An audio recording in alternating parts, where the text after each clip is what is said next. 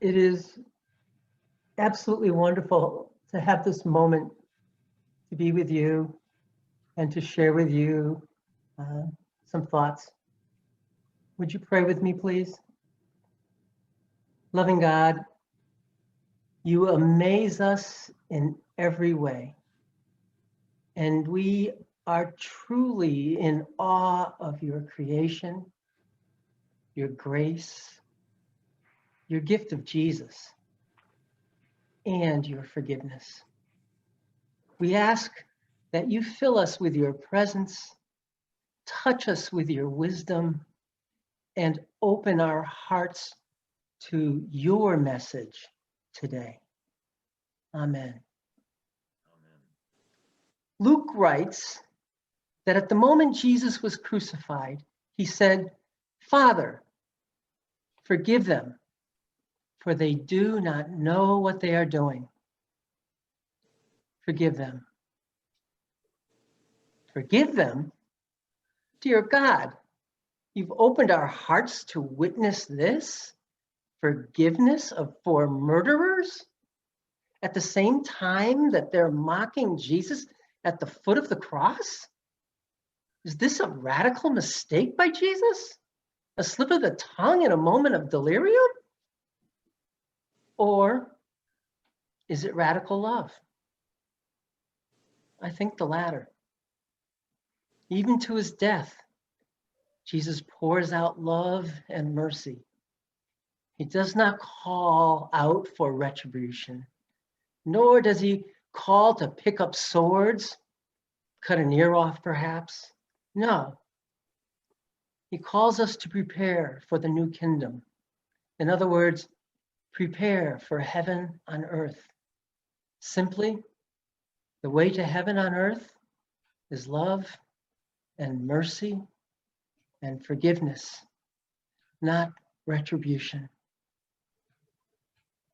Even to his death, Jesus continues to teach us, and to teach us that death is soon followed by resurrection. And frankly, we truly need to hear this message in today's times. This year has been really hard on all of us. We struggle to bring clarity to our confusion and struggle amidst growing alienation and dislocation in the face of death and disease, financial woes certainly, and threats to our basic human rights. These days, I still miss our church siblings, Raul and Karen. I miss my dad, who died in April. And just a few weeks ago, my first father-in-law, Joe Pandolfo, also passed away. He was a second father to me, and I loved the long, sometimes feisty conversations we had while sipping jug wine by the fireplace. I still vividly remember the day 17 years ago when my first wife, Lou, and I went to her parents' house to give them the news that I was transitioning genders from male to female, and that Lou and I were divorcing. We sat around the kitchen table, and after telling them, I expected the worst. I expected Lou's parents to scream, "How could you do this to our daughter and our family?" and then throw me out of the house. Instead, Joe looked over at his daughter and then to me and said, "Are you going to be okay?" Me. Am I going to be okay? Those 6 words were filled with compassion, mercy, and forgiveness. And they opened the door to a continuing, though more distant relationship until his death. I attended his funeral which was at the cavernous Catholic church where Lou and I were married. There and at the backyard luncheon and later graveside, we gently, lovingly, carefully, while masked, hugged one another in our grief. The day after, my daughter Erica called to tell us she woke up feeling sick and later tested positive for COVID. Isn't that how these times are for all of us? Like sitting anxiously on pins and needles. Fortunately, nobody at the funeral was infected. And with an election just days away, and I don't really want to talk about politics, I'm not going to talk about politics, an election in which so much hangs in balance and one that's being conducted like blood sport, our nerves are frayed and we fear for the worst. I'll be honest.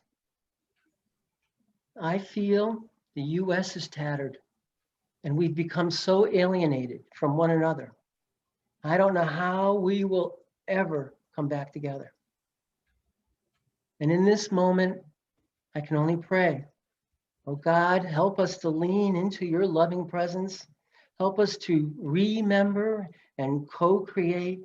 Help us to be grounded and interconnected in love and justice. Help us to forgive one another, for we do not know what we are doing. With our nerves and fears nearly out of control, we are not our usual selves, and you know what? Strange things happen. The words need more kindness today.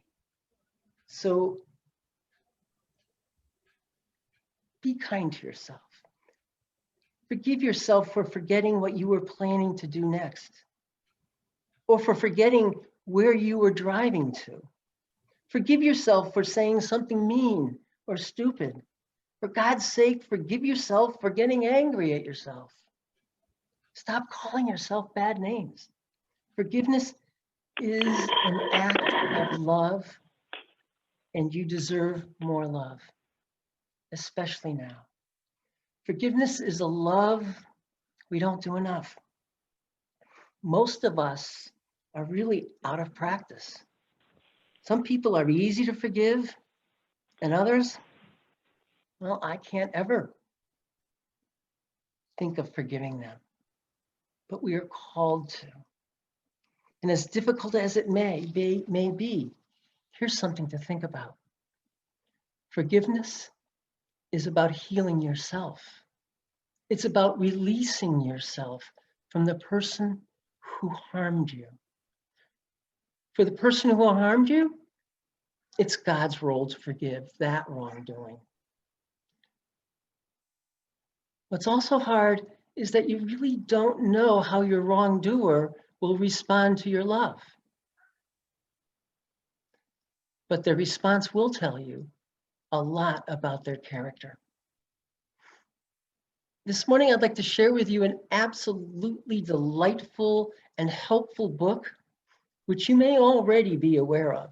It's called The Book of Forgiving, The Fourfold Path for Healing Ourselves and Our World. And it's written by Archbishop Desmond Tutu and his daughter, Reverend Mapo A. Tutu.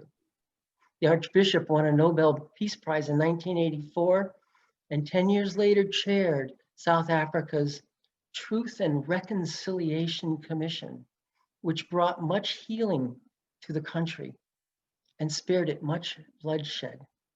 So here's a bit of their wisdom, and I'm quoting. I would like to share with you two simple truths. There is nothing that can not be forgiven, and there is no one undeserving of forgiveness. When you can see and understand that we are all bound to one another, whether by birth, by circumstance, or simply by shared humanity, then you will know this to be true. I have often said that in South Africa, there would have been no future without forgiveness. Our rage and our quest for revenge would have been our destruction. This is as true for us individually as it is for us globally. There have been times when each and every one of us has needed to forgive. There have also been times when each and every one of us has needed to be forgiven. And there will be many times again, in our own ways, we are broken. Out of that brokenness, we hurt others. Forgiveness is the journey we take toward healing the broken parts.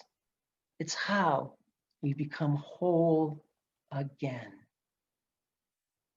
The quality of life on our planet is nothing more than the sum total of our daily interactions with one another. Each time we help and each time we harm, we have a dramatic impact on our world. Because we are human, some of our interactions will go wrong.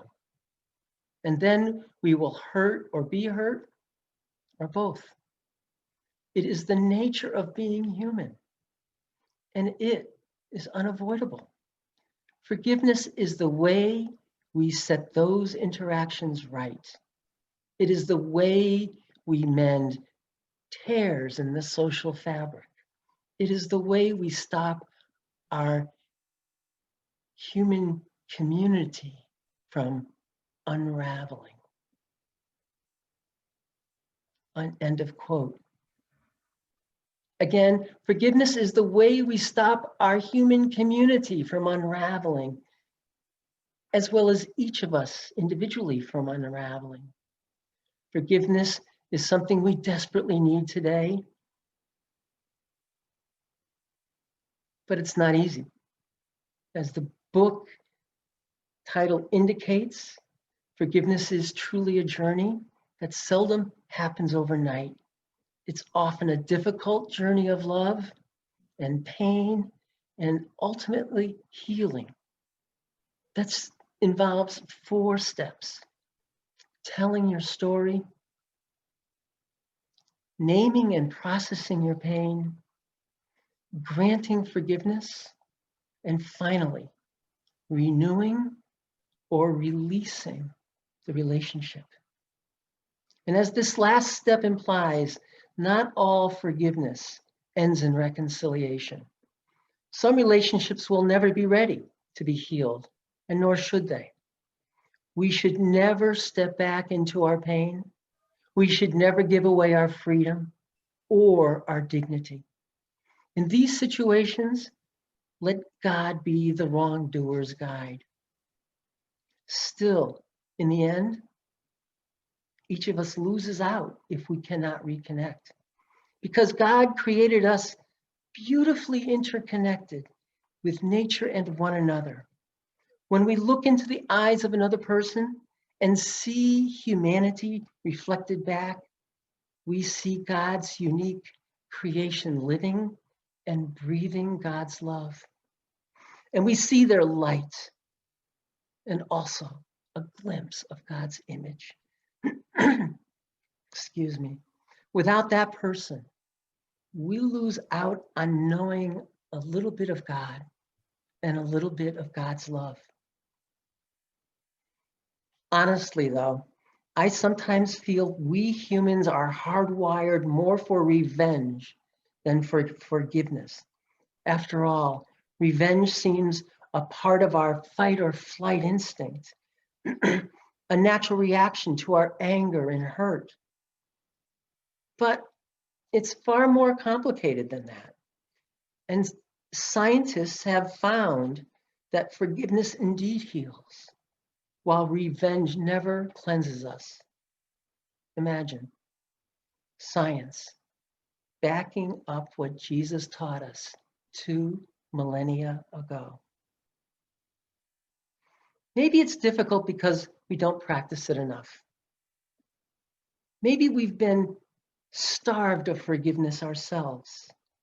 Or maybe our culture fails miserably at it. But Jesus doesn't. God certainly doesn't. Ask yourself why Luke makes a point of telling us what Jesus utters on the cross. Father, forgive them, for they do not know what they're doing. Maybe because forgiveness is intricately connected to the cross. It's a reminder that God forgives us in infinite ways and asks only that we love God, love ourselves, love our neighbors, love our enemies, and be merciful. The path to God's kingdom is paved by forgiveness. Let's heal ourselves and the world with this love. By the grace of God. Amen.